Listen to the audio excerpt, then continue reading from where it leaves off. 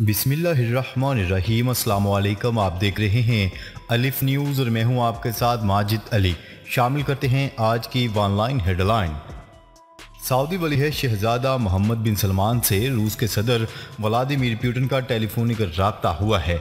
अरब media की report के मुताबिक रूसी सदर ने शहजादा मोहम्मद बिन सलमान को टेलीफोन किया, जिसमें दोनों ममालिक के ताल्लुकात को वुसअत देने, मफाद आमा के शोबों को फ़रोग देने पर तबादला ख्याल किया गया।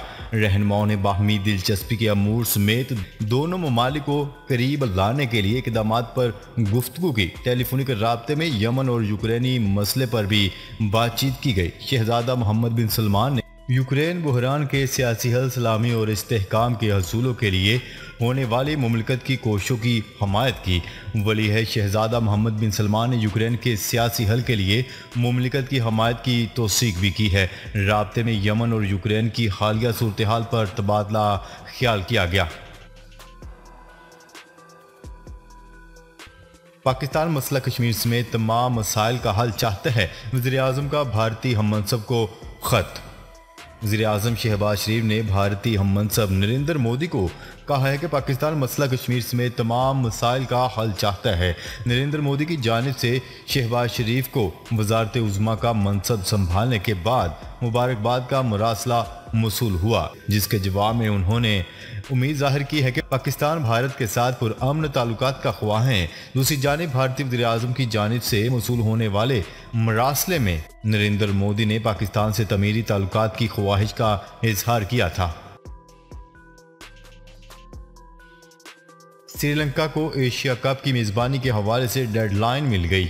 एशिया कप 2022 की मेज़बानी श्रीलंका के हवाले की गई थी, ताहम श्रीलंका इस वक्त माली मुश्किलात और अफरा तफरी से दोचार है और मुल्की हालात साजगार नहीं है। मुल्क भर में मुजाहरे किए जा रहे हैं, जिसके बाद श्रीलंका को एशिया कप के इनकाद के हवाले से हतमी फैसला करने और तैयारियों से आगाह करने के लिए डेडलाइन दे दी गई है। एशियन क्रिकेट काउंसिल का कहना है कि अभी ये कहना मुश्किल है कि श्रीलंका एशिया कप की मेज़बानी कर सकेगा या नहीं, लेकिन श्रीलंकन क्रिकेट एशिया कप की मेज़बानी के लिए पुरउम्मीद जरूर है।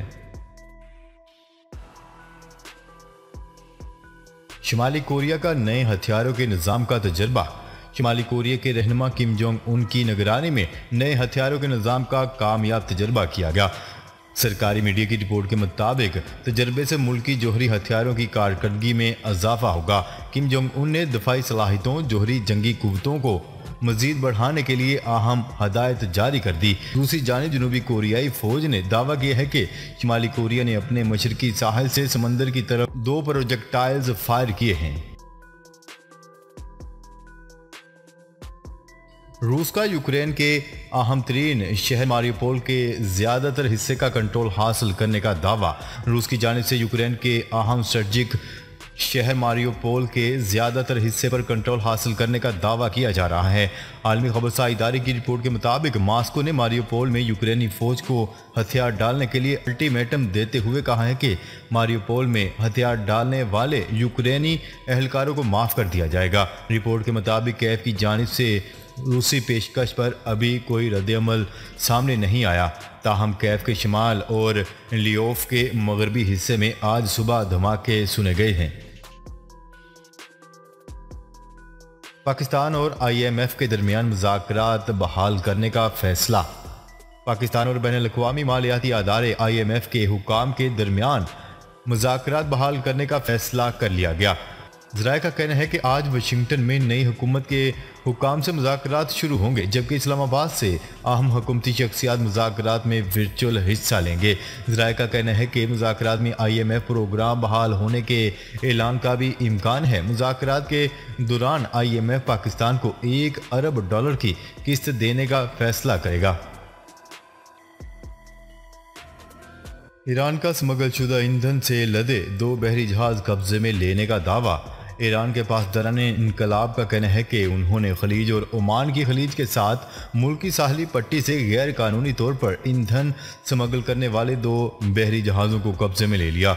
मीडिया रिपोर्ट के मुताबिक ईरान में भारी सब्सिडीज और करेंसी की कम कदर के बायस दुनिया में सबसे सस्ता ईंधन मिलता है, जिसकी वजह से ये मुल्क ज़मीनी रास्तों से हमसाय ममालिक जबकि बहरी रास्ते से खलीजी अरब ममालिक को ईंधन की स्मगलिंग से रोकने की जिद्दोजहद कर रहा है। पासदाराने इनकलाब की सरकारी वेबसाइट पर जारी एक बयान के मुताबिक पासदाराने इनकलाब बहरिए के यूनिट्स ने एक बहरी जहाज़ स्मगल का 2.5 लाख लीटर ईंधन जबकि दूसरे पर लदे 1,30,000 लीटर ईंधन कब्जे में ले लिया। ट्यूनिस में सैकड़ों टन ईंधन ले जाने वाला बहरी जहाज डूब गया। मिस्र में माल्टा 750 टन ईंधन ले जाने वाला बहरी जहाज ट्यूनिस के जनूब मशरकी साहिल पर डूब गया। आलमी खबरसा इदारे की रिपोर्ट के मुताबिक जेलो नामी बहरी जहाज मिस्र से माल्टा सैकड़ों टन ईंधन लेकर रवाना हुआ था। ट्यूनिस के साहिल पर बहरी जहाज को इंतहाई ख़राब मौसम का सामना करना पड़ा, जिस पर अमले ने ट्यूनिस के हुकाम से इनकी समंदरी हदूद में दाखिले की इजाज़त मांगी थी। बहरी जहाज को इजाज़त तो मिल गई, ताहम खलीज काबस में ही जहाज में पानी दाखिल होना शुरू हो गया। भारत में तूफ़ानी बारिशों ने तबाही मचा दी, 11 अफराद हलाक। भारतीय रियासत असम में गरज चमक के साथ तूफ़ानी बारिशों ने बड़े पैमाने पर तबाही मचा दी, जिसके नतीजे में 14 अफराद हलाक और मुतअद्दिद ज़ख्मी हो गए। आलमी खबरसां इदारे की रिपोर्ट के मुताबिक असम में तूफ़ान और मुसलसल होने वाली बारिशों ने निज़ाम ज़िंदगी को मफलूज करके रख दिया। सड़कें तालाब का मंजर पेश कर रही हैं और बड़ी तादाद में दरख्त जड़ से उखड़ गए और दर्जनों घर तबाह हो गए हैं। बिजली के पोल और तारे गिरने से तमाम बड़े शहर तारीकी में डूब गए। इजरायली पुलिस का मस्जिद अक्सा पर एक बार फिर हमला, 17 नमाजी जख्मी। काबिज इजरायली फोर्सेस ने एक बार फिर मस्जिद अक्सा में दाखिल होकर नमाजियों को तशद्दुद का निशाना बनाया, जिसके नतीजे में 17 नमाजी शदीद ज़ख्मी हो गए। आलमी खबरसां इदारे की रिपोर्ट के मुताबिक नमाज फजर के फौरी बाद मस्जिद अक्सा में इजरायली पुलिस के एहलकार एक बार फिर दाखिल हो गए और इबादत में खलल डालने की कोशिश की। नमाजियों के एहतजाज करने पर इजरायली पुलिस के एहलकारों ने बुजुर्गों तक को तशद्दुद का निशाना बनाया, आंसू गैस की शैलिंग की और हवाई फायरिंग भी की। दर्जन से ज़्यादा मुसलमानों को गिरफ्तार कर लिया गया। वज़ीर-ए-आज़म ने गवर्नर पंजाब उमर सरफराज चीमा को ओहदे से हटा दिया। न्यूज़ रिपोर्ट के मुताबिक वज़ीर-ए-आज़म शहबाज शरीफ ने गवर्नर पंजाब उमर सरफराज चीमा को उनके ओहदे से हटा दिया। वज़ीर-ए-आज़म ने इन्हें बरतरफ करने की समरी सदर मुमलिकत को अरसाल कर दी। 4:30 बजे गवर्नर सरफराज चीमा की प्रेस कॉन्फ्रेंस शेड्यूल थी और इस दौरान इनकी बरतरफी की खबरें सामने आई। सरफराज चीमा ने अपने वक्त पर प्रेस कॉन्फ्रेंस शुरू की। इस दौरान एक सहाफ़ी ने इनकी बरतरफी की खबर इन्हें सुनाई और सवाल किया। मौजूदा हुकूमत 30 मई से पहले ख़त्म हो जाएगी, शेख रशीद का दावा। अवामी मुस्लिम लीग के सरबराह और साबिक वज़ीर दाखिला शेख रशीद अहमद का कहना है कि 30 मई से पहले चोरों डाकुओं की हुकूमत को इमरान खान ख़त्म कर देगा। अवामी मुस्लिम लीग के सरबराह शेख रशीद अहमद ने कराची में PTI के जलसे से खिताब करते हुए कहा है कि जो कौमें इमरान खान जैसा लीडर पैदा करती हैं तो आलमी ताकतें इनसे सद्दाम और कर्नल कज़ाफ़ी जैसा सलूक करती हैं। उन्होंने दावा किया है कि इमरान खान 30 मई से पहले इन चोरों और डाकुओं की हुकूमत का खात्मा कर देगा और हम फिर इसे वज़ीर आज़म बनाएंगे। अगर इमरान खान को वापस ना लाए तो जेलें भर देंगे। बरतानवी वज़ीर आज़म बोरिस जॉनसन के रूस में दाखिले पर पाबंदी आयद।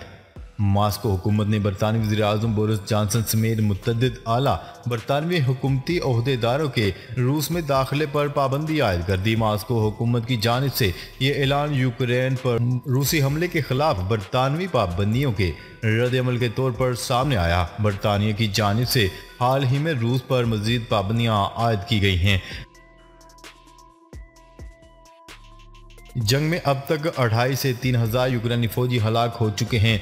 यूक्रेनी सदर व्लादिमीर ज़ेलेंस्की ने दावा किया है कि जंग में अब तक 2,500 से 3,000 यूक्रेनी फौजी हलाक हो चुके हैं। यूक्रेनी सदर व्लादिमीर ज़ेलेंस्की का कहना है कि यूक्रेन पर रूसी हमले के आगाज से अब तक 2,500 से 3,000 यूक्रेनी फौजी मारे जा चुके हैं। अमरीकी नशरियाती अदारे CNN के साथ इंटरव्यू में ज़ेलेंस्की का कहना था कि रूसी जंग में जख्मी होने वाले यूक्रेनी फौजियों की तादाद 10,000 से ज़ायद है, जबकि मगरबी ममालिक के दावों के मुताबिक रूस यूक्रेन जंग में हलाक होने वाले रूसी फौजियों की तादाद हज़ारों में पहुँच चुकी है। नाजरीन, अब तक के लिए इतना ही। मज़ीद खबरें लेकर बहुत जल्द आपकी खिदमत में हाजिर होंगे। तब तक के लिए अपना ख्याल रखिएगा। अल्लाह निगहबान।